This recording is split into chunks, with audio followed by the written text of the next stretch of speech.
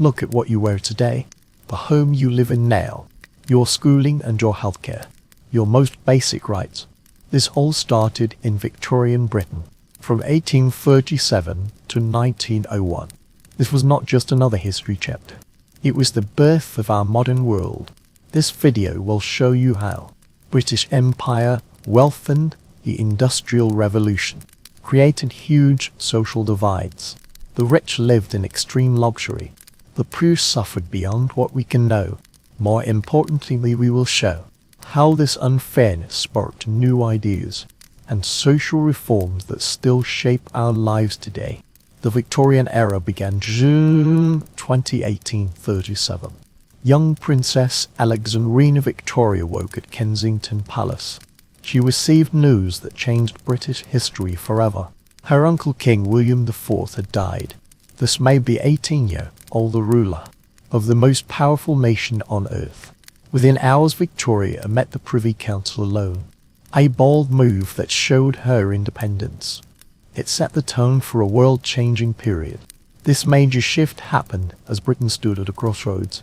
The first industrial nation was growing, at a speed never seen before in human history.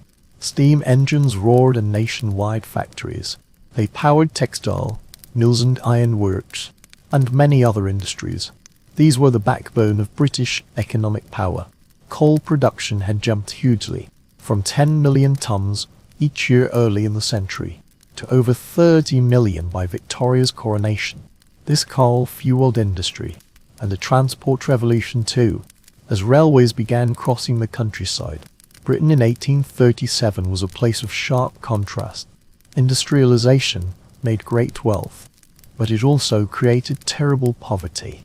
The 1832 Reform Act let more middle-class men vote, but still about 95% of adults had no vote. This included all women and working-class men. The aristocracy kept their grip on power through the House of Lords. Yet new industrialists were making fortunes that rivaled old family wealth. The empire Victoria took over was already huge, but it grew much larger during her rule. British lands spread from Canada to the Caribbean, from India to Australia, with key bases across Africa. The East India Company controlled India. Settler colonies in Australia grew fast. This empire brought unmatched resources and exotic goods to Britain. It gave Britain global influence, but it also brought moral questions that would trouble Victorian minds. Religious movements were changing British society. As Victoria became queen, evangelicalism stressed personal salvation and moral living and social reform. It influenced the Church of England and other Christian groups. This religious energy drove campaigns against alcohol and prostitution.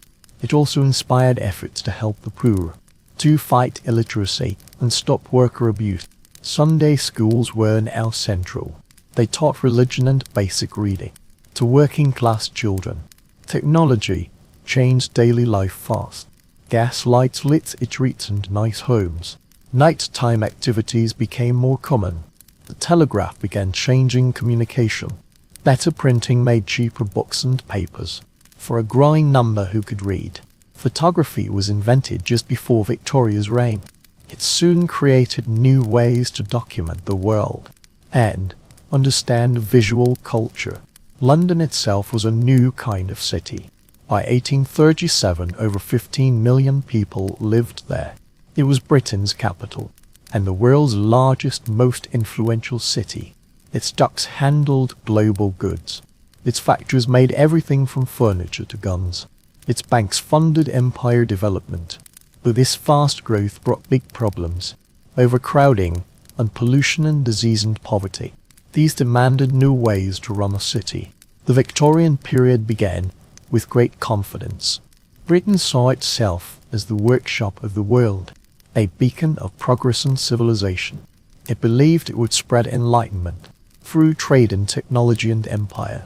This strong nationalism led to great successes, and also to serious moral failures in later decades.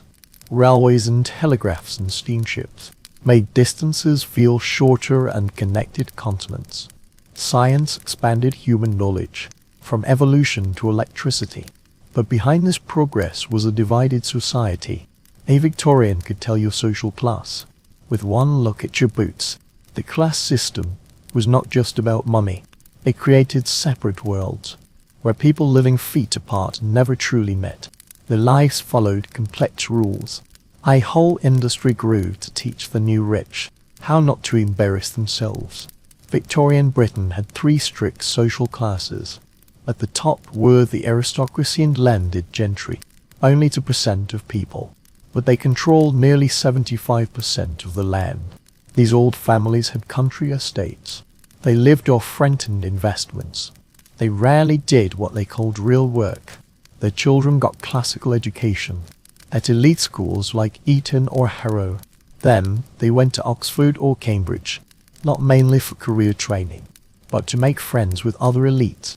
The fast-growing middle class was a new force. It included doctors and lawyers and clergy, merchants and factory owners and shopkeepers. This group valued hard work and thrift and respect. Their homes showed moral goodness and material success, filled with fancy furniture and pianos and decorations that proved their wealth and taste. Middle-class families cared deeply about appearances. Social acceptance required following strict behavior codes. They typically lived in new suburbs, designed to separate them from the rich and the poor. For the vast working class, nearly 80% of people, Victorian Britain was much harsher. Industrial workers and miners and dock workers and farm labourers worked 12 to 16-hour days in dangerous conditions. Their homes in city slums were often single rooms, holding whole families. Many families shared outdoor toilets and water pumps. Disease spread fast in these cramped spaces. This led to much shorter lives. Working-class children rarely stayed in school past age 10. They went to factories or into service to help their families. Their way of speaking and their clothes, even their physical look, marked them as different from their social betters. The line between classes was kept by many markers. Clothing was an instant class signal. A gentleman's tailored wool suit and silk top hat were very different from a labourer's rough cotton clothes. Your accent and words showed your background instantly. Pronunciation differences were so strong. People from different classes sometimes struggled to understand each other. Even how you stood and walked was taught by class. From early childhood, despite the rigid classes, the Victorian era saw some social movement. A few industrialists rose from poor starts to great wealth. The growing civil service and colonial jobs created new paths for the middle class. But the newly rich often found money was not enough for social acceptance. This created demand for etiquette manuals and finishing schools. They taught everything from which fork to use to how to introduce people of different ranks. One popular guide warned, "It is better to be quietly correct than showy." The wealthy showed their status through charity too. This showed their fortune and their moral virtue. Giving became an expected duty for the rich, but it often came with strict conditions. People getting help might have to go to church, or promise not to drink alcohol, or show they were deserving through proper respect. The Victorian middle-class home was a moral fortress. The family unit was almost a religious institution. The hearth was its altar and home life its creed. The saying, "A man's home is his castle," was real. They believed home gave spiritual protection from the corrupting industrial world. Middle-class families spent a lot to create homes that reflected this ideal. Separate rooms had specific uses. Parlours for guests, drawing rooms for women, studies for men, nurseries on the top floors. The layout of Victorian homes had a moral purpose. Big front doors separated the public street from private space. Heavy drapes on street windows blocked prying eyes. Inside corridors and staircases let servants move without disturbing or being seen by the family. Even plumbing reflected values. Indoor bathrooms were hidden away, acknowledging bodily functions while hiding them. Marriage, as the base of this home, was heavily regulated. Social expectations and laws strongly favored men. A respectable wife ran the household. She was what poet Coventry Patmore called the angel in the house. pure and selfless and morally superior, but also obedient to her husband. If marriage failed, women faced terrible results. Before the 1857 Matrimonial Causes Act, divorce needed an act of parliament, so only the rich could get one. Even after reform, men could divorce wives for adultery alone. Women had to prove extra offences like cruelty. The focus on propriety touched every part of home life. Language was carefully controlled. Table legs became limbs. Chickens had white meat and dark meat, not breasts or thighs. Even pregnancy was rarely mentioned directly. Phrases like "in an interesting condition" were used instead. This careful language reflected worries about sex. These worries existed alongside a hidden market for pornography and prostitution.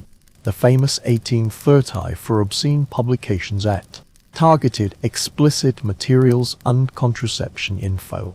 They feared such knowledge might hurt family stability. For the middle class, having the right things was essential. Homes needed specific objects.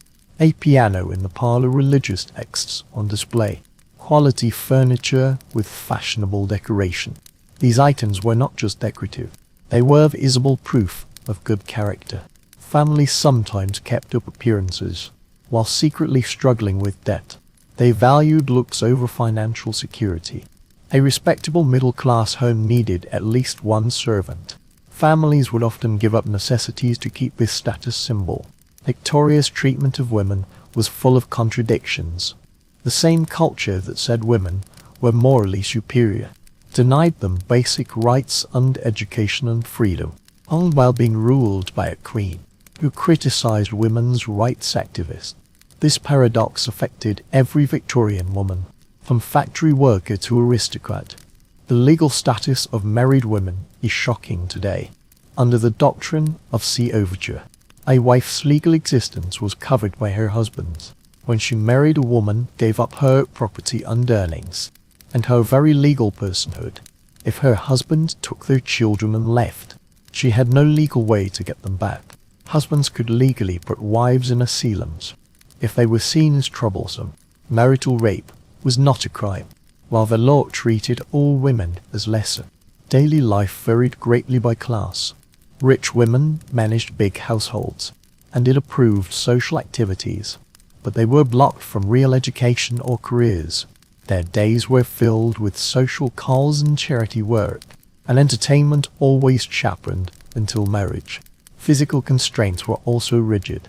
Fashionable, coarse, shrank waists to as little as 16 inches, causing organ damage and trouble breathing. For working class women, Victorian ideals were impractical luxuries. These women worked in factories or as domestic servants. They took in laundry or sold goods on streets, all while having and raising many children. A cotton mill worker might labor 14 hours a day while pregnant, returning to work days after giving birth. Meanwhile, 1 in 3 working class women in London worked in domestic service, facing isolation and sexual harassment, and constant judgment of their moral character. Female education stayed very limited. Girls from better backgrounds learned accomplishments to attract husbands, playing piano, watercolor painting, singing, and needlework. Intellectual study was discouraged. Doctors warned it could harm female reproductive health, causing infertility or hysteria. When Bedford College opened in 1849 as the first higher education school for women, it faced ridicule and opposition. Despite these limits, a women's rights movement slowly appeared. In 1855, Caroline Norton separated from her abusive husband and denied access to her children, successfully campaigned for the Infant Custody Act. This let mothers have limited access to children under 7. Barbara B.O.D. Hitchon led the campaign for married women's property rights. Josephine Butler fought the Contagious Diseases Acts. These acts let police arrest suspected prostitutes for forced exams while their male clients went free. The literary world also challenged gender roles. Female authors like Charlotte Bronte and Elizabeth Gaskell, and George Eliot, the pen name of Marian Evans, created heroines who defied expectation. These writers often used male pen names, so their work would be taken seriously. Their novels questioned women's limited options and showed female characters with intellectual depth and moral complexity rarely seen in Victorian society. Slowly, legal reforms began to change things. The Married Women's Property Acts of 1870 and 1882 let women keep control of their earnings and property after marriage. The Matrimonial Causes Act of 1857 made divorce easier, though it still favoured men. By the end of Victoria's reign, women had some access to education. Women's colleges were set up at Oxford and Cambridge, though full membership at these universities was still decades away. Beneath the big legal reforms and social movements that slowly changed Victorian Britain was the ordinary fascinating texture of daily life.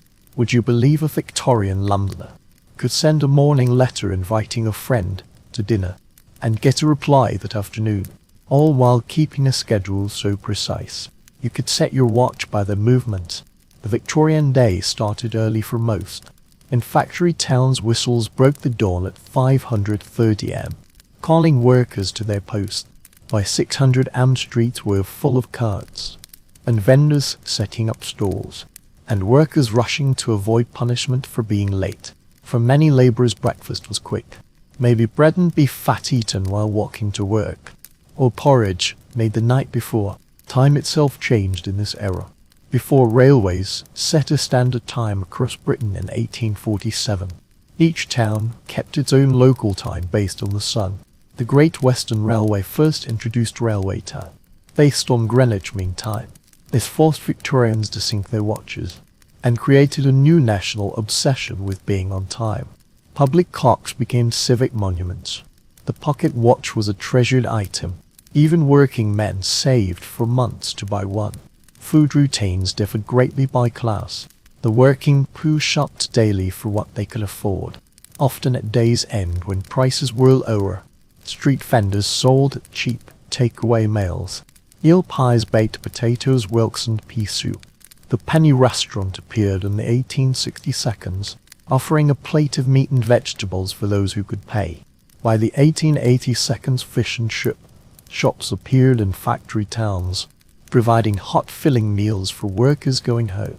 For the middle and upper classes, each day was a ritual. A gentleman might start with a big breakfast at 900 am, reading papers delivered by the first postal round.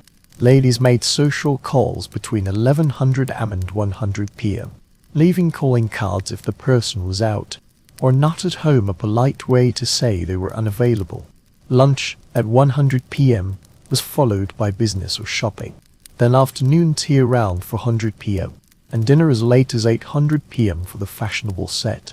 Clothing changes marked the day for the rich. A middle-class woman might wear a morning dress for chores, change to a walking dress for errands, put on a tea gown for afternoon visitors, and wear evening dress for dinner. Men changed from morning coats to frock coats to evening wear. The working class had one set of everyday clothes, and maybe one Sunday best outfit saved for church. Staying clean was a daily challenge.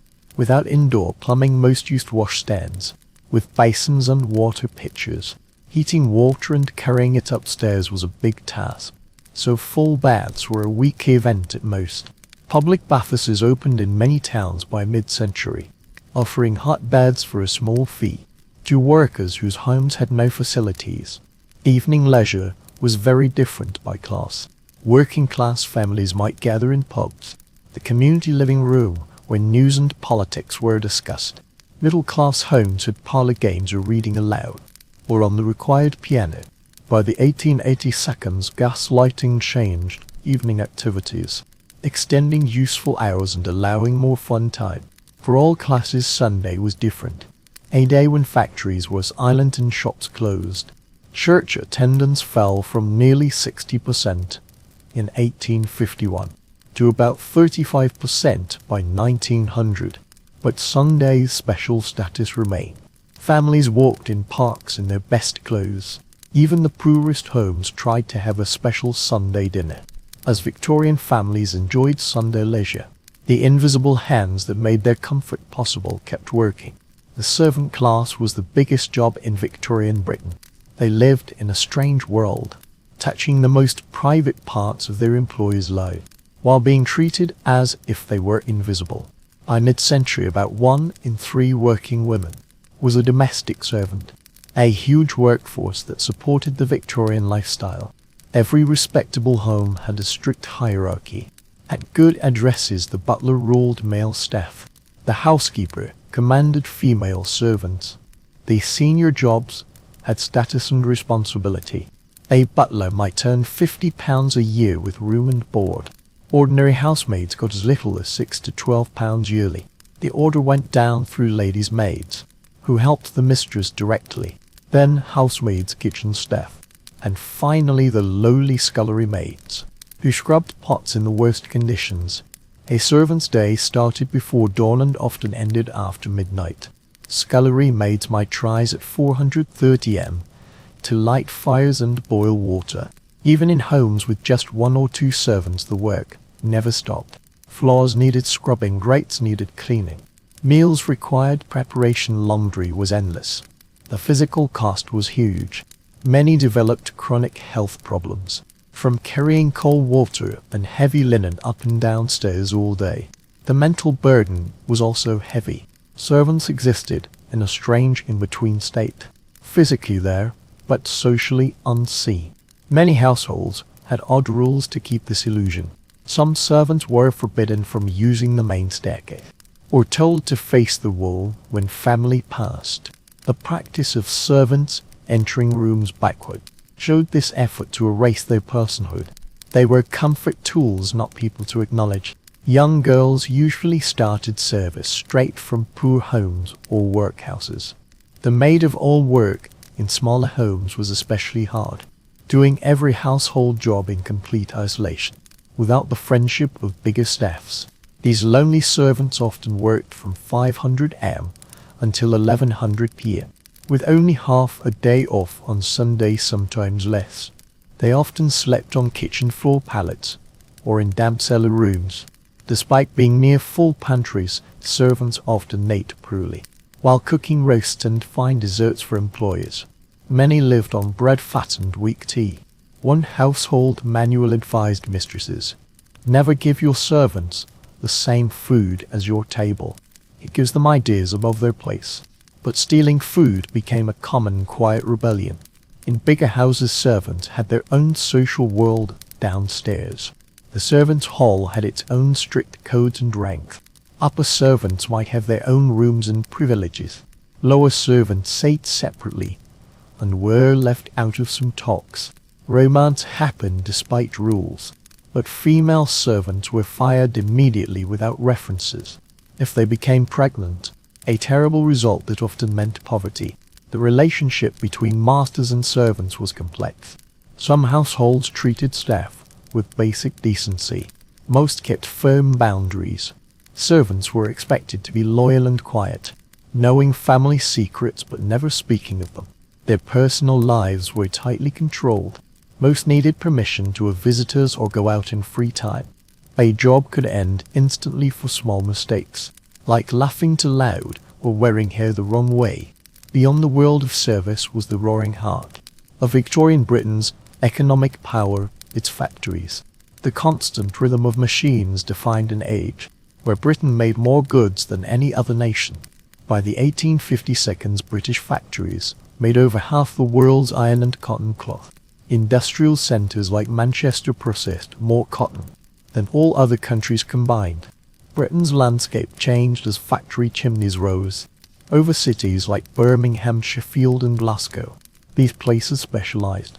Birmingham in metalwork and jewellery, Sheffield in steel and cutlery, Glasgow in shipbuilding. The textile industry was in Lancashire and Yorkshire.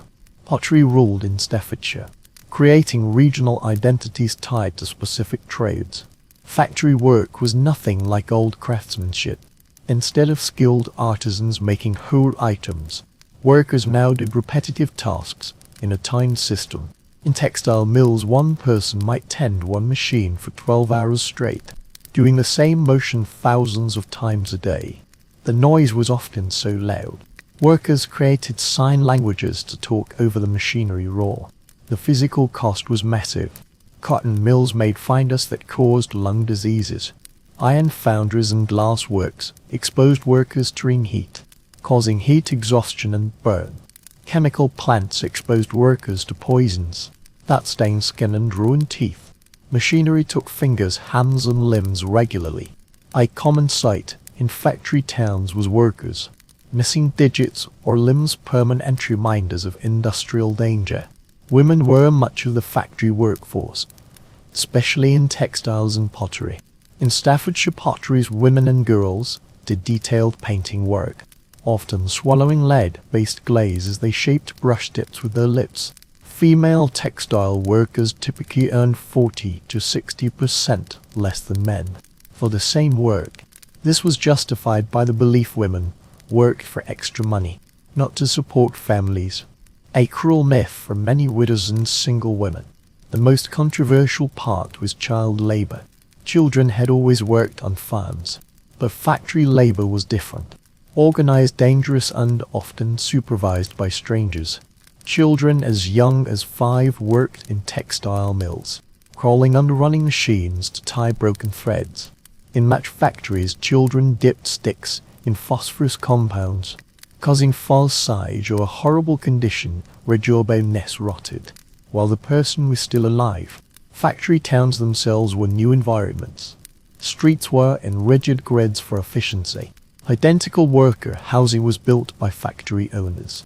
Company towns like Saltori, built by Titus Salt, and Bourneville, created by the Cadbury family, were better attempts, providing improved housing, schools and recreation, though still under the factory owner's watch. Early factory acts tried to stop the worst abuse. The 1833 Act banned factory work for children under 9, and limited those under 13 to 8-hour shift. Later laws gradually cut hours, improved safety, and required basic schooling for child workers, but these reforms faced strong opposition from factory owners. There were too few inspectors to enforce rules well. Many factory owners just ignored the law, using warning bells to alert managers when inspectors came. By the 1882, the new unionism movement began organizing previously ignored and skilled factory workers. The famous 1888 Match Girls strike at Bryant and May's London factory highlighted the dangerous conditions for young women exposed to toxic phosphorus. Public anger after their successful strike pushed more factories to use safer red phosphorus. Victorian factories were symbols of both industrial success and human cost. They were monuments to progress and places of exploitation. They made the consumer goods that defined material culture, while demanding great sacrifice from those who ran them. The mix of amazing machines and broken bodies created a deep contradiction at the heart of Victorian wealth. These big contradictions did not go unchallenged. What happens when millions who build an empire's wealth decide they deserve a say in how it's run? The Chartist movement began in 1838. It was something new in British history. The first time working class people organized massively to demand political rights, not just economic changes. The movement focused on a document called the People's Charter, written by William Lovett and other working class radicals. They knew without political power workers would stay powerless. Their demands were simple but revolutionary. Votes for all men, equal electoral districts, no property requirement for MPS, pay for MPS, yearly elections and secret ballots. At its core was a basic question: why should the people who make Britain's wealth have no voice in its government? Theo Gus O'Connor, a charismatic Irish lawyer turned radical, became Chartism's most known leader. His newspaper, the Northern Star, sold 50,000 copies weekly, a huge number for the time. It created a national network of politically active workers. The paper was both an organizing tool and a teaching platform, helping workers see how political reform connected to their daily struggle. Chartism's first national petition in 1839 got 128 million signatures, when Britain's total population was about 18 million. When Parliament rejected it without discussion, the movement split between moral force Chartists who wanted peaceful pressure and physical force Chartists who thought stronger action might be needed. The Newport Rising of November 1839 showed these tensions. When thousands of Welsh miners marched on Newport, led by John Frost's troops, opened fire, killing at least 22 protesters. The government responded with many arrests. Frost and other leaders were first sentenced to be hanged, drawn and quartered. The last time this medieval punishment was given in Britain. The sentences were later changed to transportation to Australia. The second national petition in 1840 got even more support. Over 33 million signatures, but Parliament rejected it again. That same year, economic despair caused the plug plot riots across industrial areas. Workers removed plugs from factory boilers, shutting down hundreds of workplaces. The authorities responded with military force, leading to bloody clashes in several towns. The last great Chartist petition came in 1848, a revolutionary year when European monarchies fell. The government, afraid of similar events in Britain, stationed 85,000 special constables in London to face a planned Chartist demonstration. The gathering on Kennington Common drew tens of thousands, but stayed peaceful. The petition claimed 5 million signatures, though later counts showed far fewer, was rejected again. After this defeat, Chartism slowly faded as one movement, but its legacy lasted long after. One by one, 5 of the 6 demands became British law. The secret ballot came in 1870 to pay for MPS. In 1911, equal electoral districts through various Reform Acts. End of property qualifications in 1858, and nearly universal male suffrage by 1918. Only yearly parliaments never happened. Chartism's importance was how it turned ordinary workers into political actors. Women like Knight and Mary Ann Walker formed female Chartist groups, challenging the movement's focus on male votes, while arguing for broader women's rights. Chartist groups set up reading rooms and offered political education, creating a generation of working-class leaders, who later started trade unions, cooperatives and mutual aid groups. This political awakening fueled wider social reforms. Lord Shaftesbury pushed for factory laws and mine safety rules. Florence Nightingale changed nursing and hospital design. Edwin Chadwick's work on public health led to better sanitation, saving countless lives.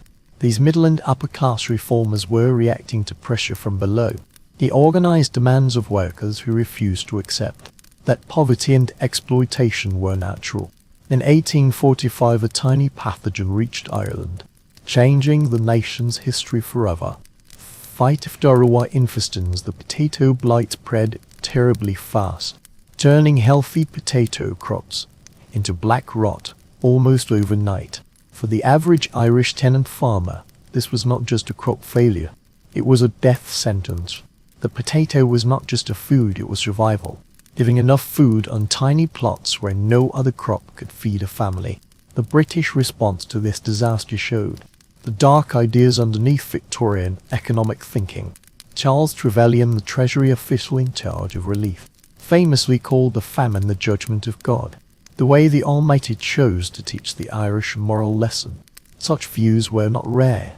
They reflected common British belief in free market economics, and that people were morally responsible for their own poverty.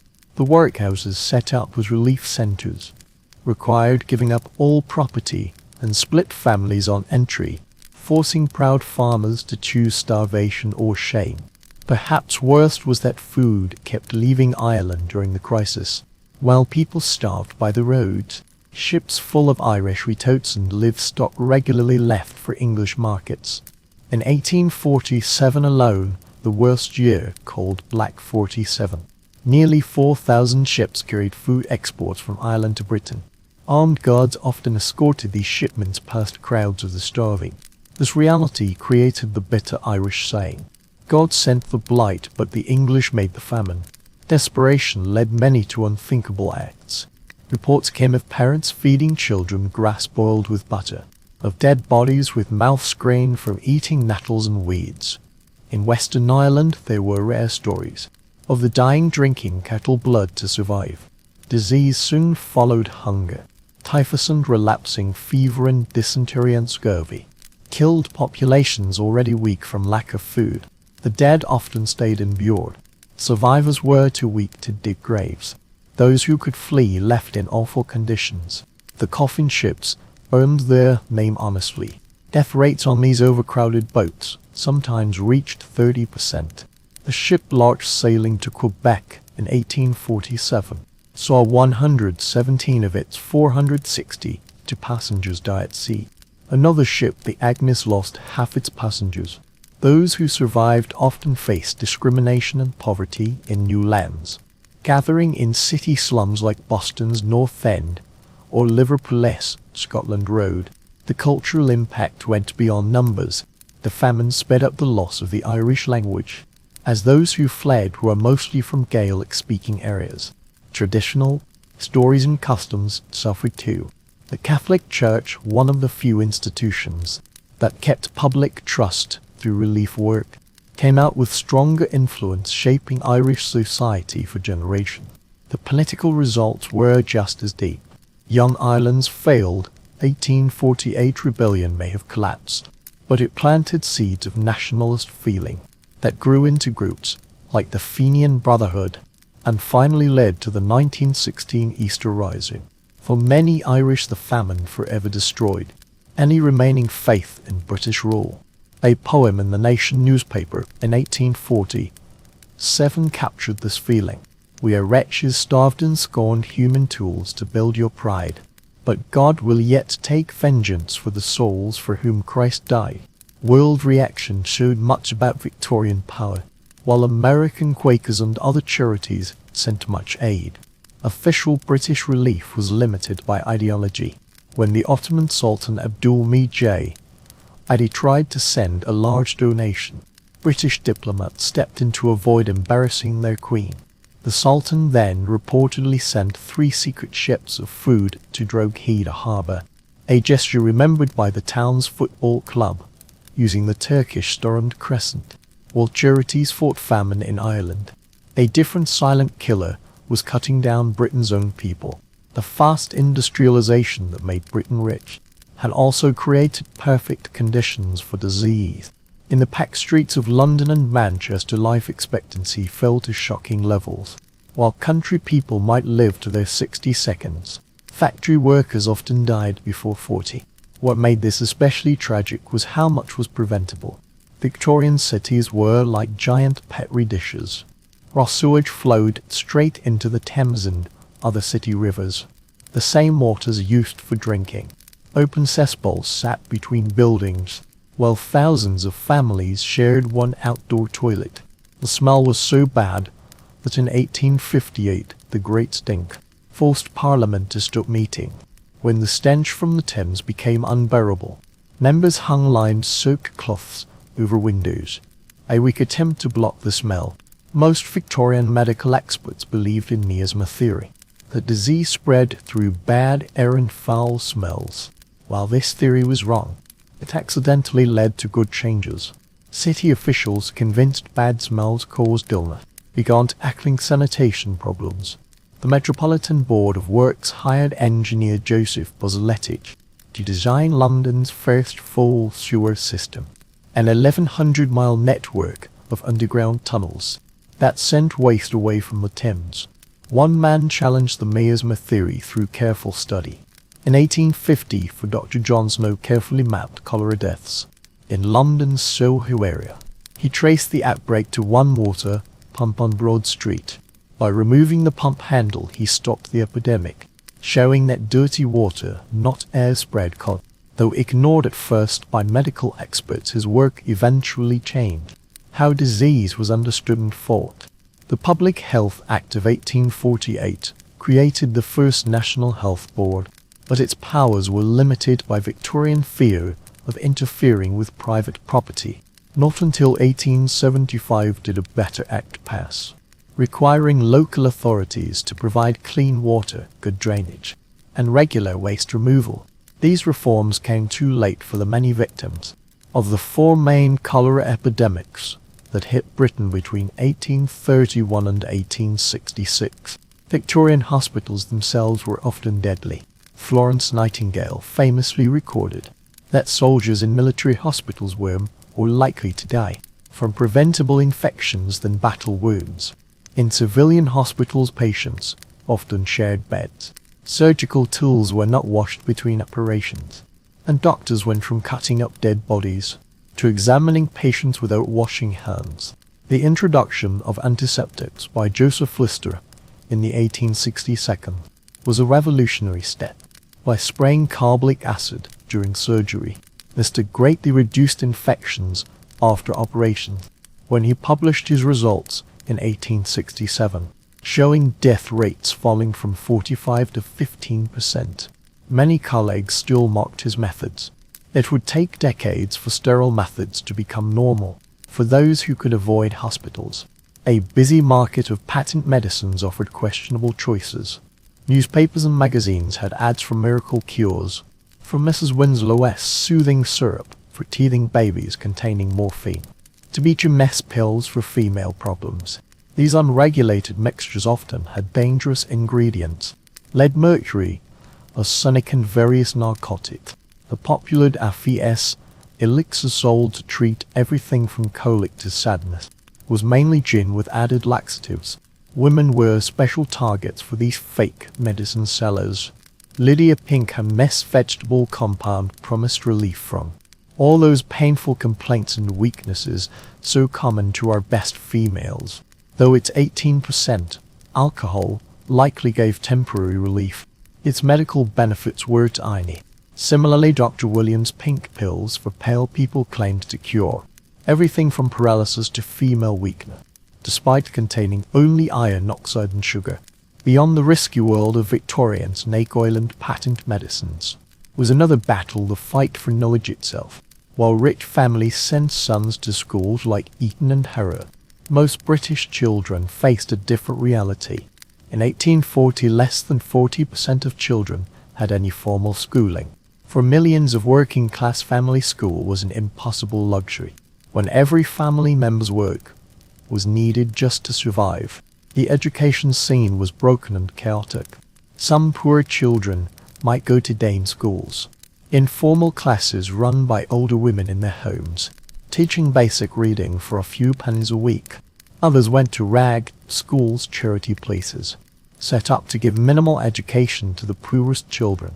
These schools, often in changed warehouses or church basements, served children to poor or dirty or badly behaved for elsewhere. Quality varied greatly.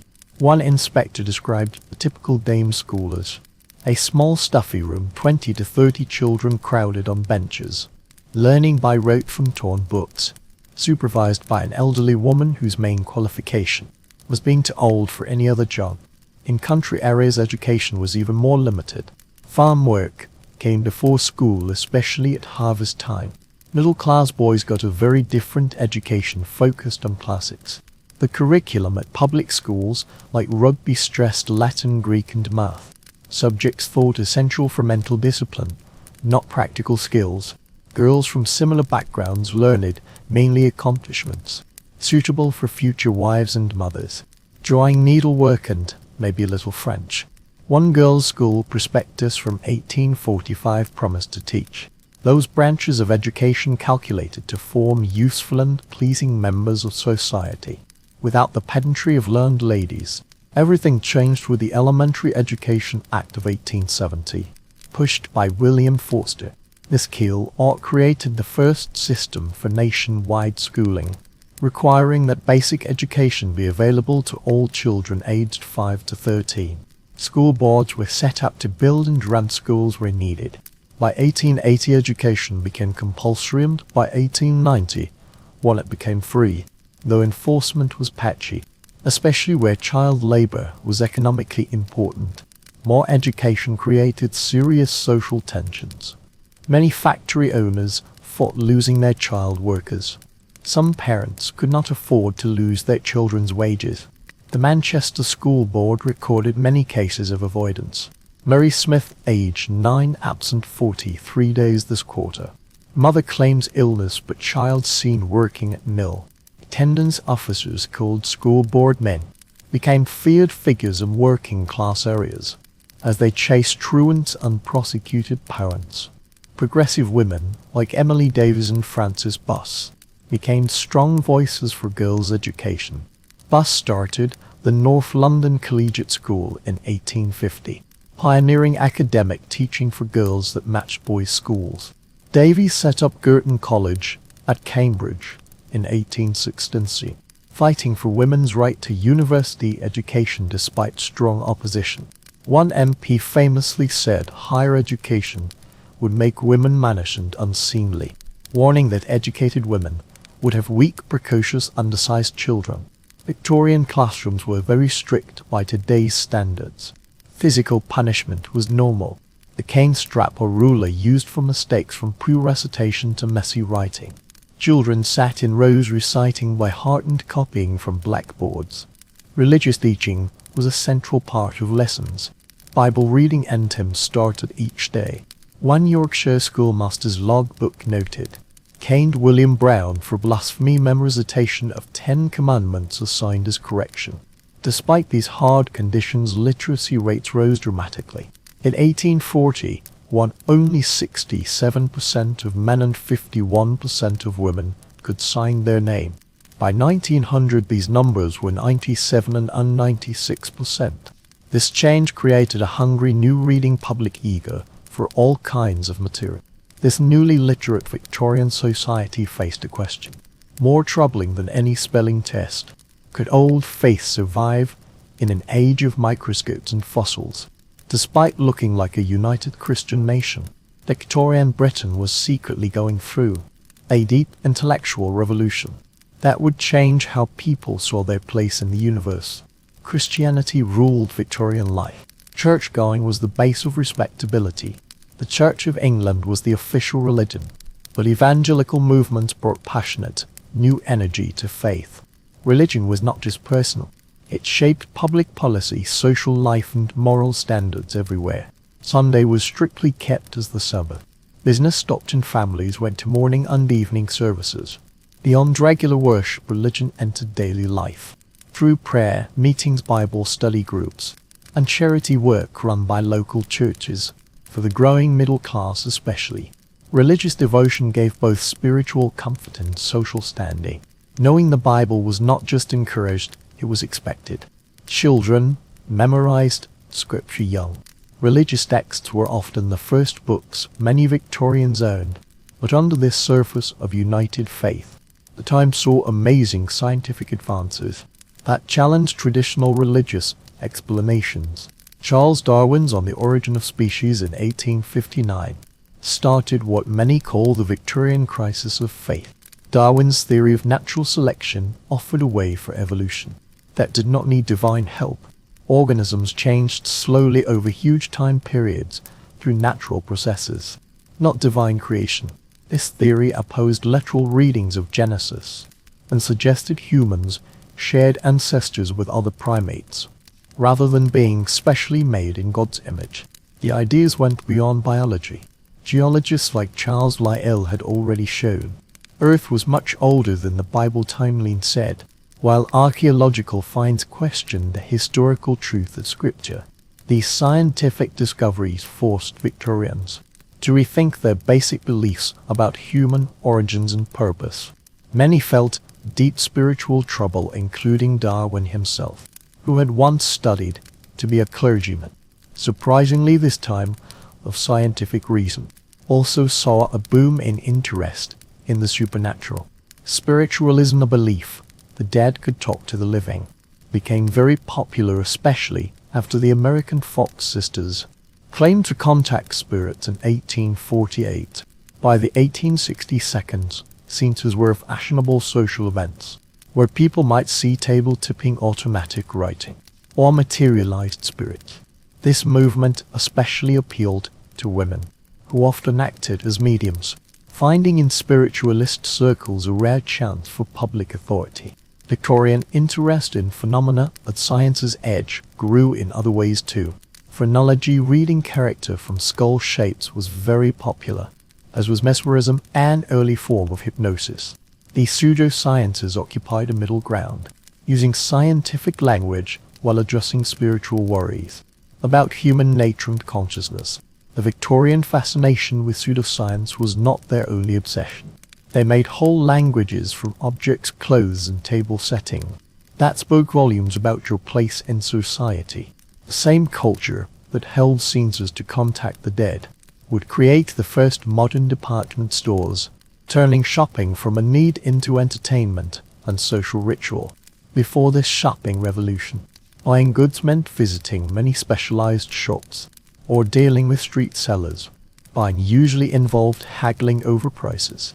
In small crowded shops where goods were behind counters only the shopkeeper could reach, the arrival of department stores like Harrods started as a small grocer in 1849, and later Selfridges in 1909, brought new ideas: fixed prices, open displays, where customers could look freely, and many different goods all under one roof. The Great Exhibition of 1851 sped up this change in shopping culture. This unmatched event, held in the purpose-built Crystal Palace in Hyde Park, was a temple to industry and empire, showing everything from big industrial machines to delicate hand-made items from colonies. Queen Victoria herself visited many times, writing in her diary of the wonderful beauty she saw. Unlike earlier shows just for elites, the Great Exhibition welcomed all classes. Special worker train trips brought people from across Britain to marvel at the technological wonders of their age. For the Victorian middle class, possessions became key signs of respectability and ambition. The parlour or drawing room was a carefully arranged show of family status, filled with decorative items like figurines, potted plants, embroidered screens, and family photos. Victorians made up the word knick-knack for these small ornamental things that filled their homes, each item a statement about the family taste and wealth. Fashion worked as an equally detailed social language. Women's shapes changed dramatically through the era, from the bell-shaped crinoline nests of the 1850 seconds and 60 seconds, needing up to 40 yards of fabric, to the bustle skirts of the 1870 seconds and 80 seconds. These were not just fashion trends, but visual expressions of Victorian ideals about femininity, modesty, and status. A proper middle-class woman needed many outfit changes daily: morning dress, walking dress, visiting dress, dinner dress, and evening wear for special events. Men's fashion seemed more standard, but had equally strict rules. The dark frock, coat top, hat meant business respectability, while the exact cut of a jacket or quality of a waistcoat showed subtle differences in wealth and social position. Etiquette guides multiplied, teaching readers everything from how to wear gloves correctly to the right way to leave calling cards. The Victorian dining table became perhaps the most detailed coded space. Upper and middle class dinner parties followed fixed rules, with many courses served in a set order. Isabella B. Tunn's famous Book of Household Management in 1861 became the Bible of proper dining, with 2751 entries covering everything from soup to pudding. Dinner tables held many types of special utensils: fish knives, asparagus servers, grape scissors, each needing specific knowledge to use right. Tea drinking changed from simple refreshment to a formal ritual after the Duchess of Bedford started afternoon tea in the 1840 seconds. This new social custom filled the long gap between lunch and dinner, with delicates, sandwiches, scones, and cakes served on fine china. Even for families with little money, keeping a good tea set became essential for keeping respectability. The most amazing Victorian status displays focused on exotic foods. Pineapples, first grown in South America, became the top luxury item in Britain. Growing them needed expensive heated greenhouses, making each fruit cost equal to thousands today. Unable to buy, many hosts instead rented pineapples just to show at dinner parties. returning them afterward to special fruit sellers, who would then rent the same fruit to another status-conscious host. Beyond the detailed social rituals of Victorian dining rooms was another world entirely, one where factory whistles went quiet, where even the poorest worker might find a few precious free hours. The same era that praised work as a virtue would strangely create the world's first real entertainment industry, and the very idea of free time as we know it today. The Industrial Revolution that changed Britain's economy also changed how ordinary people experienced time itself. Factory schedules split the day with machine-like precision. Work hours and leisure hours became clearly separate, creating something new for farm workers: predictable free time. By the 1872, the Saturday half-holiday movement had grown, giving workers their first taste of the weekend. The growing railway network changed leisure for all Victorians. Special trip trains carried over 25 million passengers yearly by the 1862, letting factory workers escape smoky cities for seaside trips. Brighton, once a playground just for the rich, saw more than 250,000 day visitors on bank holidays. Coastal towns built pleasure piers, promenades and bathing machines that let modest Victorians enjoy the sea while keeping proper. Halls appeared as the classic working-class entertainment, with over 300 places in London alone by 1870. For a few pennies, audiences enjoyed variety acts, with comedians, singers, acrobats and spectacles. Performers like Marie Lloyd became national stars, with songs full of cheeky, double meanings that cleverly avoided Victorian censorship laws. The noisy atmosphere of these places, with their drinking, smoking, and audience participation, shocked middle-class reformers, but gave vital cultural spaces where ordinary people could forget their troubles. Sports culture changed remarkably in this period. Games that had been unregulated folk traditions got official rules. The Football Association started in 1863, rugby in 1870, lawn tennis in 1877. Cricket grew from an aristocratic hobby to a national passion, with county championships beginning in the 1872.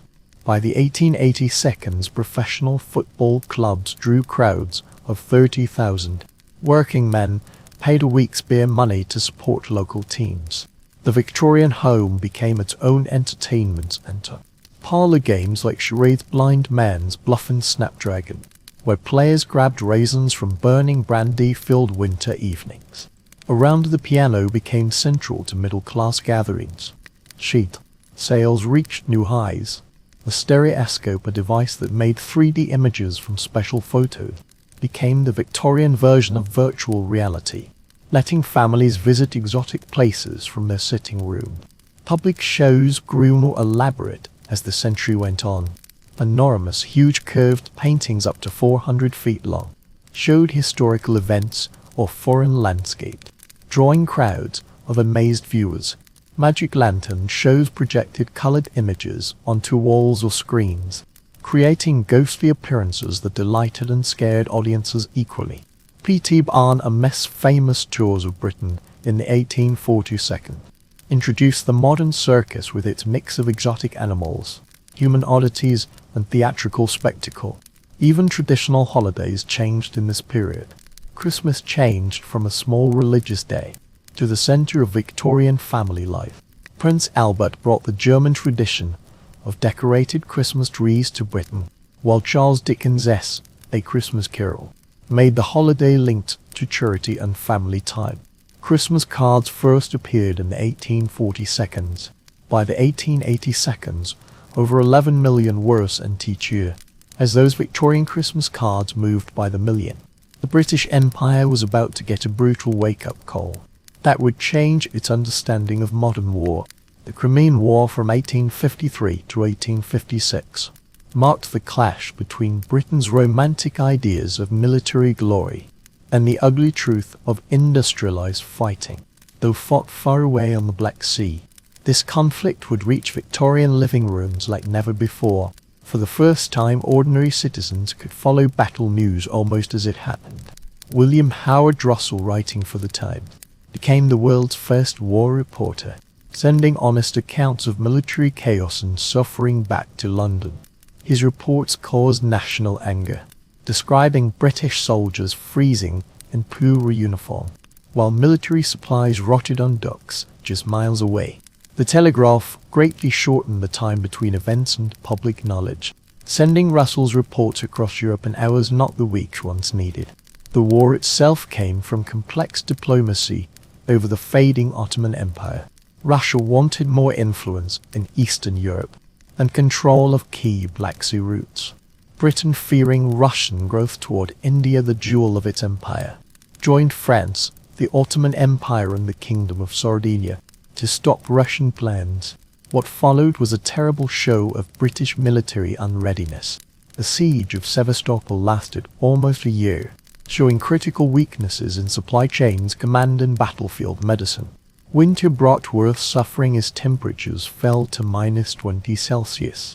Thousands of soldiers stayed in muddy trenches, without enough clothes, food or shelter.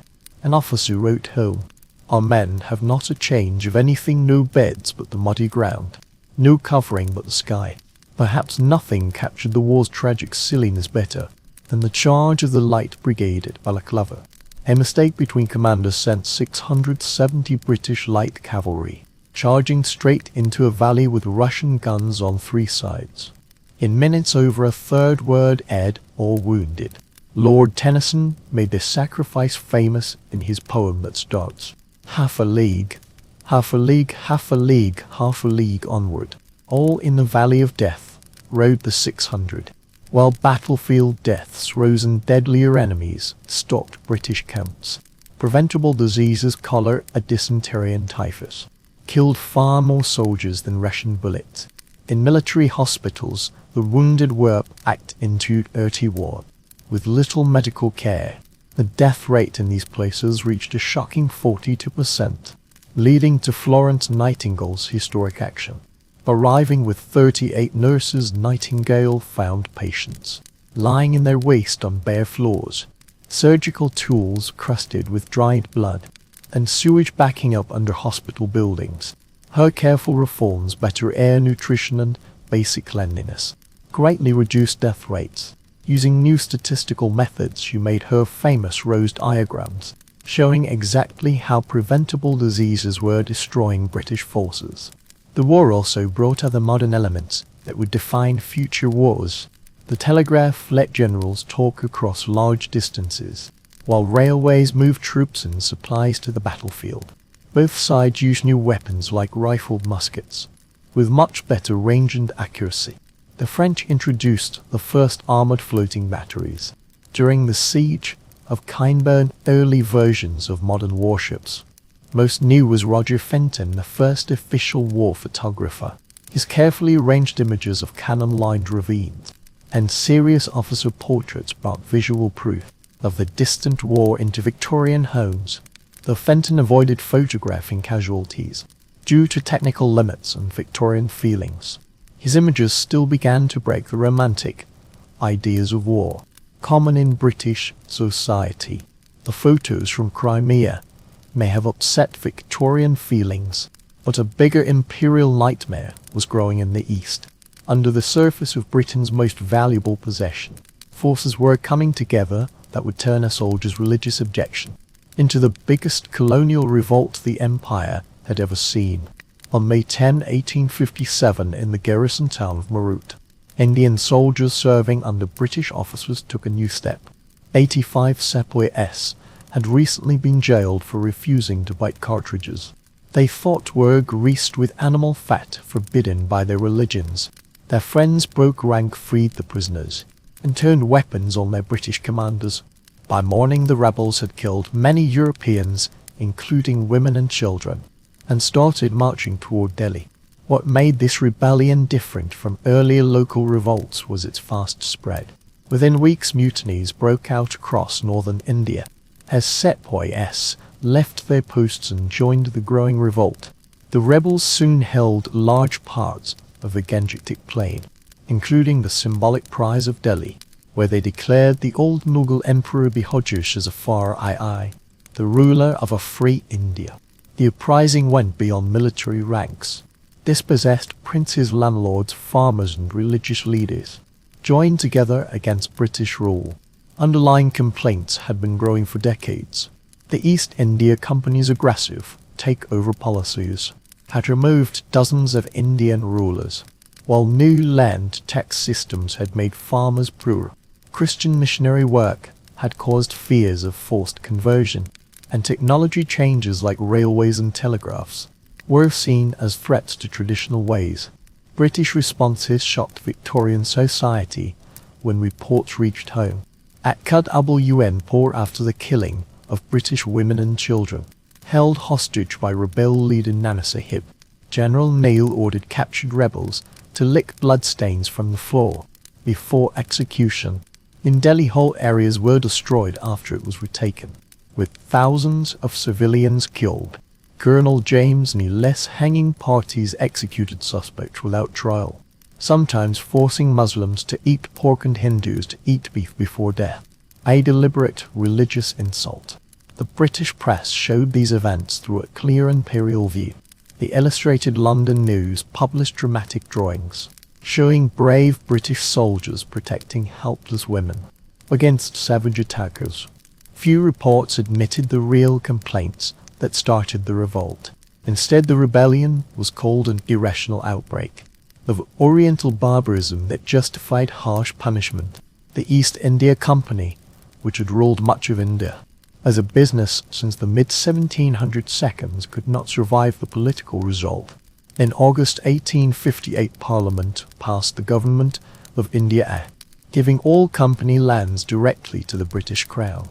This began the time called the British Raj, with a viceroy for the Queen and a detailed administration, designed to stop future revolts. The change went beyond government. Military restructure made a deliberately uneven army, with British soldiers outnumbering Indians in artillery and key posts. Recruitment focused on martial races, ethnic groups like Sikhs, Gurkhas and Pathans, who had mostly stayed loyal during the revolt, while earlier main groups were kept out of service. Social relations hardened into fixed racial levels. British officials who had sometimes adopted Indian customs and married Indian wives now kept strict separation from those they ruled. Colonial clubs, hill stations, and separate neighborhoods showed this new distance. A culture of suspicion filled imperial administration, with detailed intelligence reports watching possible troublemakers and spying on local newspapers becoming normal. Queen Victoria's 1858 proclamation promised religious tolerance and equal treatment, but reality was different. The British strengthened their self-given civilizing mission, setting up English-language universities to create a class of Indians who were, in Macaulay's famous words, Indian in blood and colour, but English in taste and opinions, in morals and in intellect. These Western-educated elites would later form the core of the independence movement that finally ended British rule. As Britain tightened its hold on India, its imperial aims turned to southern Africa, where the empire would meet warriors like none before. In 1879, British High Commissioner Sir Bartle Frere gave an impossible demand to King Seetiswe of the Zulu Kingdom, requiring his army to disband and accept a British resident. When Seetiswe refused, as expected, the Anglo-Zulu War began, a war the British thought they would win easily against what they saw as primitive enemies. The Zulu military system, however, was not primitive. Built around age regiments called a May but Ho, the Zulu army used clever battle plans, including the Buffalo Horns formation, where warriors surrounded enemies with deadly precision. Their soldiers trained hard, keeping strict discipline, fighting mainly with short stabbing spears called ikly, cowhide, shields and clubs. On January 22, 1879, the British had a terrible defeat at Disadlanwa. Nearly 1,400 British and colonial troops faced about 20,000 Zulu warriors. Unlike later colonial myths, the British were not just overrun by savage crowds. They were outmaneuvered by disciplined regiments using complex tactics. The result was devastating. Over 1,300 British soldiers killed in their worst loss to an indigenous force. The same day, just 10 miles away at Rorquest Drift Mission Station. Another battle happened when about 4,000 Zulu warriors attacked a garrison of just 150 British troops. Against impossible odds, the British held for 12 hours of fierce fighting. The defense of Rorquest Drift became legendary, with 11 Victoria Crosses given the highest award for bravery.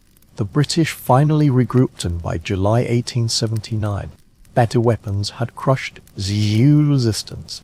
The last battle at Ulunde saw British square formations, with artillery and Gatling guns systematically destroy charging Zulu forces. The kingdom was split into 13 areas each, under a separate chief, effectively ending Zulu independence and making way for white settlement. 20 years later, another conflict tested Britain's imperial power, this time against descendants of Dutch settlers called Boer. The First Anglo-Boer War from 1880 to 1881 ended in a shameful British defeat, but finding huge gold deposits in the Transvaal region soon drew British interest back to the area. Tensions rose as thousands of British prospectors rushed to Boer lands, creating an explosive political situation. The Second Anglo-Boer War from 1899 to 1902 started, with Boer forces surrounding the British at Ladysmith, Mafeking and Kimberley. Early British tries to break these sieges led to shameful losses. During Black Week in December 1899, the Boer skilled horsemen who knew the land well used hit-and-run tactics that annoyed standard British military plans. When the British finally won through sheer numbers, the Boers switched to guerrilla war. In response, Lord Kitchener used his famous scorched earth policy, burning farms, destroying crops and poisoning wells, to deny Boer fighters supplies and support. Most controversially, the British set up concentration camps, where they held Boer women and children, and black Africans removed from farms. Conditions in these camps were terrible. Overcrowding, poor food and bad sanitation lead to outbreaks of measles, typhoid and dysentery. By war's end, over 28,000 Boer civilians had died in the camps, most of them children under 16. At least 14,000 black Africans also died in separate camps. The records were poorly kept. British activist Emily Hobhouse visited the camps and recorded the suffering. Writing to keep these Boers alive at all costs was, in my opinion, the only humane and right course. Her reports caused anger in Britain, where many citizens questioned the moral base of their empire. Liberal politician David Lloyd George called the camps a policy of extermination, while opposition leader Henry Campbell Bannerman said the methods were not war but methods of barbarism. As questions about imperial morality troubled the British mind, a parallel revolution was happening in workshops and labs across the nation.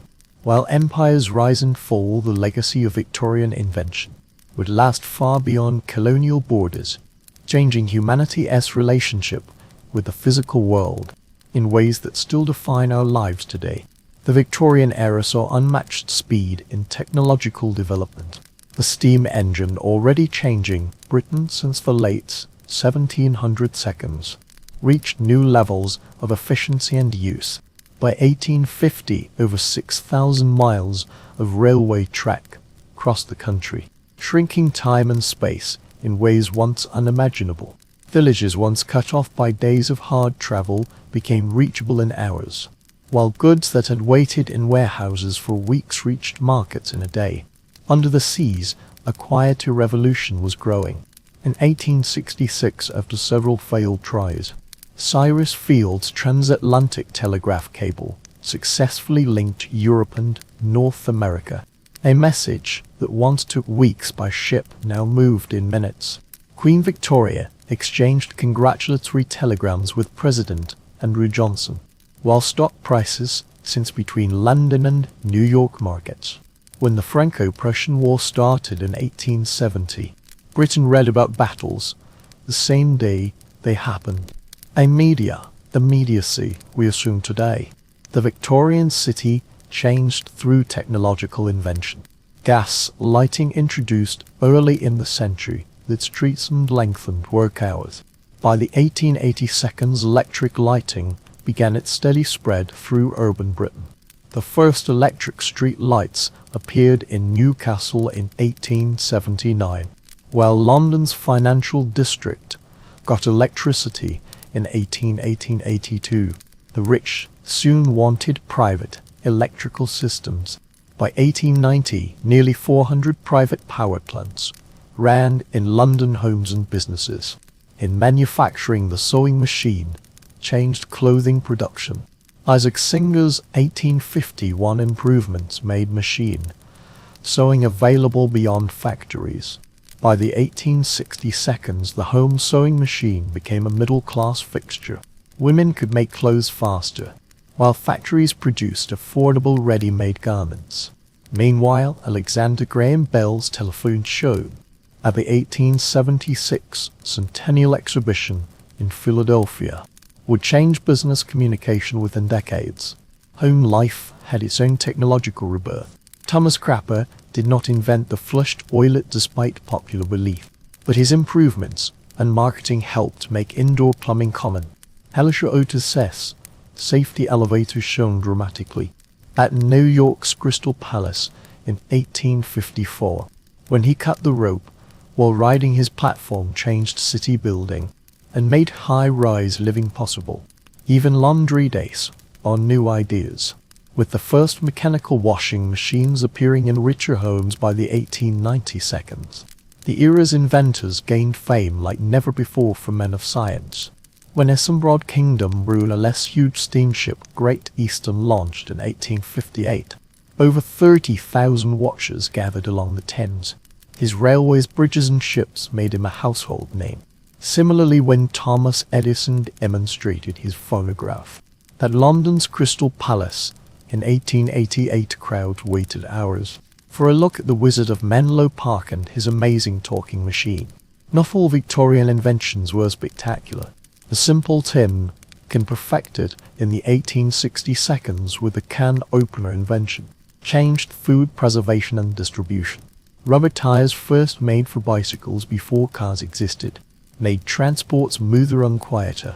The safety bicycle with its chain drive and same size wheels, introduced in the 1880s, gave women new mobility and helped clothing reform movements. These inventions fed straight into imperial ambition. Railways built in India cut troop movement from weeks to days. Telegraph lines linking colonial posts let governors get orders from London without delay. British technology became a sign of empire, shown as proof of superiority and reason for rule. When electric lighting was installed in Calcutta in 1879, the Viceroy called it proof of Britain's civilizing mission. The dawn of 1901 brought a deep moment in British history. On January 22, Queen Victoria took her last breath at her Osborne House on the Isle of Wight, surrounded by her children and grandchildren. Her death meant more than a monarch passing. It was the end of an era that had fundamentally changed Britain and much of the world. As the Queen's body made its last trip to Windsor, the nation stood still, caught between respect for the past and doubt about the future. Victoria's son Edward VII became king at age 59, already showing a very different style than his mother. Where Victoria was known for conservative values and sometimes stern manner, Edward liked pleasure, leisure and international tastes. The change in society showed wider shifts already happening across the empire. The certainties that had defined Victorian Britain were fading. The empire that had covered nearly a quarter of the world's land, from Canada to Australia, India to Africa, was showing stress. The Second Boer War from 1899 to 1902 had been unexpectedly hard and controversial, needing hundreds of thousands of troops to beat what was supposed to be a small colonial enemy. An Indian nationalism was stirring among educated elites, who had learned it in British universities only to find themselves denied equal chances. Meanwhile, international rivals were appearing. Germany's fast industrialization and growing navy challenged British leadership, while the United States was becoming an economic giant. The old belief that Britain would always lead the world. In trade, manufacturing, and military power no longer seemed sure. At home, social levels that had seemed fixed were being challenged from many sides. The Labour Party started in 1900, giving working-class movements a formal political voice for the first time. The Women's Social and Political Union, begun in 1903 by Emmeline Pankhurst, brought new fighting methods to the struggle for women's votes. Even the aristocracy faced new pressures as farm depression and new inheritance taxes threatened their economic base. The art world caught this feeling of change and doubt. Late Victorian writings of Thomas Hardy showed a rural England vanishing under modernization forces. Oscar Wilde's wit hid a deeper criticism of social hypocrisy. Joseph Conrad's Heart of Darkness, published in 1899, questioned the moral right of the imperial project itself. These darker, more psychological looks hinted at the modernist movement that would grow in coming years. Technology sped the sense of entering a new age. By 1901, electric street lights lit major cities, changing nightlife and extending the workday. The first cinemas were appearing, offering a revolutionary form of mass entertainment. Marconi had successfully sent radio signals across the Atlantic. The Wright brothers' first flight was just 2 years away. The automobile, though still a luxury, promised to reshape both city design and personal movement. The short Edwardian era after Victoria's death, from 1901 to 1910, is often shown as a sunny afternoon of garden parties and elegant country houses. While there was indeed a reaction against Victorian restraint among upper classes, under the surface were growing social tensions. The constitutional crisis of 1909 to 1911 greatly cut the House of Lords' power. Labour strikes became more common and militant. The suffragette movement grew more confrontational. What no one could see was how completely the First World War would wipe away the world the Victorians had built. The war that started in 1914 destroyed for empires, killed millions, and broke the 19th century's faith in certain progress. Yet even as Victorian certainties faded, Victorian infrastructure remained. In railways and sewers, school systems and civil service methods, colonial administrations and legal codes, the Victorian era shaped the world we live in. From public health to education to the fight for fairness, it reminds us that real change comes when people demand it. If you found this journey interesting, hit subscribe. There's more history just beneath the surface.